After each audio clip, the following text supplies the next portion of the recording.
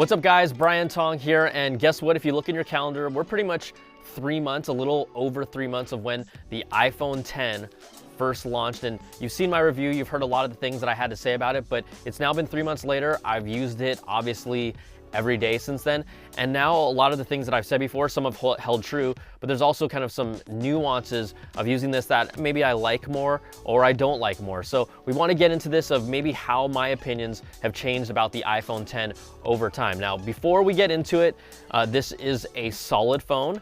I think it's a very good phone. It's not a great, perfect, kind of finally polished, perfect idea of what Apple wants for their iPhone. I called it kind of like their concept car, but it is a great, good to great phone, very good phone.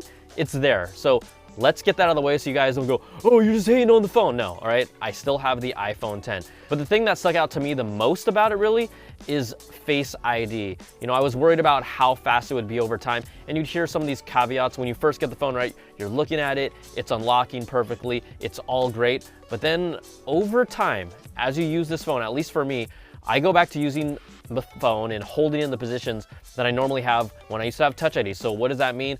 I don't hold my phone exactly up to my face like this. There's times where in the morning, even when I wake up, I reach for it out of my bed and I kind of hold it here, and Face ID doesn't unlock my phone. So guess what? You got to type in your code. There's times where you're outside, at least specifically in like sunnier weather, where maybe where the sun reflection is shooting out towards you, it doesn't really see your face very well. It doesn't unlock there. Even when you're at an office desk, you like to leave your phone flat on the table. You can't just touch the home button like you can with Touch ID and unlock your phone. You have to kind of like either lean over it or pick it up more than just like a little bit. And that just gets annoying when you think about how many times this happens over the course of time. I use Apple Pay a lot. I don't even use my phone for Apple Pay anymore because, looking at it and having it unlock, I'm used to using my Apple Watch for Apple Pay, but I'm not gonna assume that everyone is just gonna get an Apple Watch. I'm not the person that tells you, hey, an Apple Watch is the solution for Apple Pay.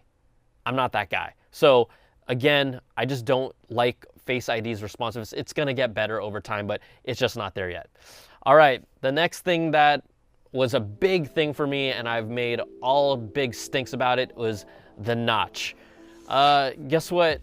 I just have come to the point to live and accept the notch.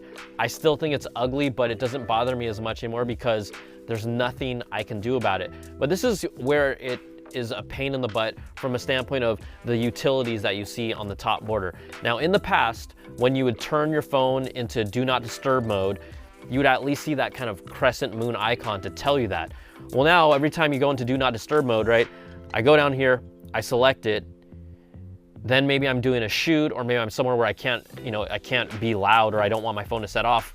It doesn't show that utility on the top. So then what happens over the course of the day? This has happened so many times. I forget that do not disturb is on, and then I don't get calls or I don't get text messages. And you know who gets mad at me? My girlfriend. You don't want that to happen. Your significant other, because of do not disturb mode, Apple, the notch, you got me in trouble, bro.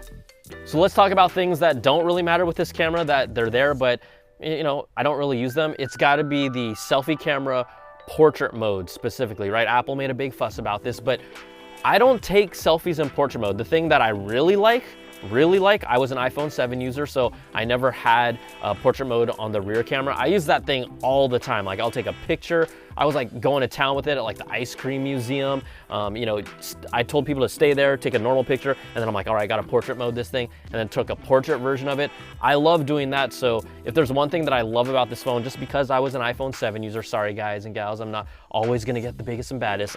Definitely portrait mode on the rear camera has been a plus for me. But really, if you look at my comparison of this phone and my review, almost everything I said about it in my first impressions and my first review have held true. I think the biggest thing that sticks out to me is just that Face ID over time just isn't all that it's cracked up to be, and Apple has a whole lot of work to do with it. People sometimes call this an incomplete phone.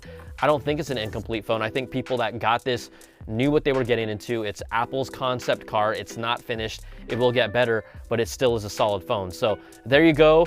I still do like this. I didn't return it, but there you have it. It's my 3-month review of the iPhone X. Boom.